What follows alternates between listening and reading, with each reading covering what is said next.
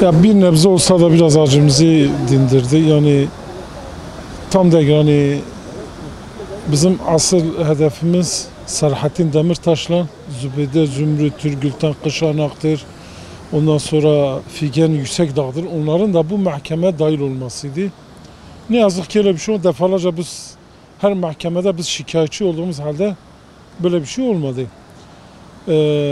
Acımız valla evladımız gittiği için yani biz unutamıyoruz.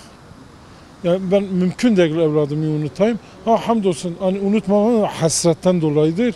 Yoksa o Allah kendi katına aldı. O sevgimiz, o inancımız vardır bizim.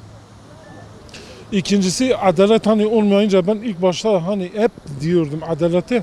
Yani ben böyle beklemiyordum.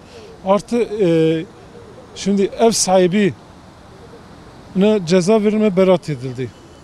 Ya bir hayvani anne hayvanı çocuğunu alır etrafına tehlikeye gitmesin diye bırakmaz. Hani tehlikeye gitsin. Ya o Yıldız Doğanay kendi oğlunu 4. kattan 3. kata sarktı. Ne biçim bir anadır.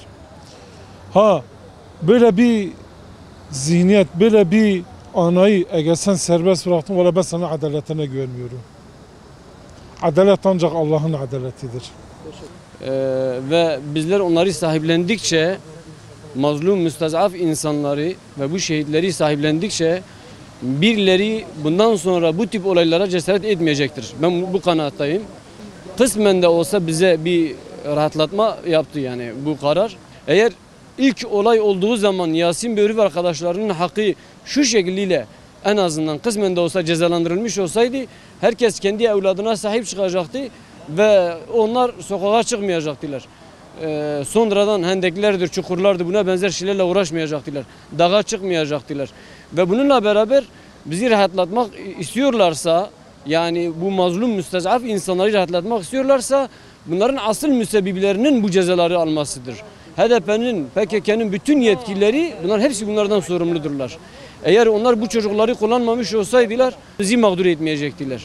Benim işte temennim budur ki nasıl bunlar caydırıcı bir ceza aldılar ve bazı ailelere örnek oldularsa benim temennim bu üst düzey Selahattin Demirtaş ve Gülten Kışanak'tır diğer parti yetkililerinin tamamının daha yüksek bir ceza almalarıdır ki buna benzer olayları kışkırtmaya çalışan insanlara bu sefer örnek olsunlar ki hem sokak sükunete erişsin hem de kendilerini bir şeyler zanneden ve parti üzerinden işte olaylar çıkarmaya çalışan insanlar bunlara bakarak ders alsınlar.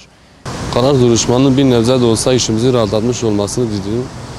Tabii ki bunlar bir maaş olarak kullanılıyordu. Bizim asıl hedefimiz bu yetkililer olanlar. Bizim HDP milletvekilleri olsun.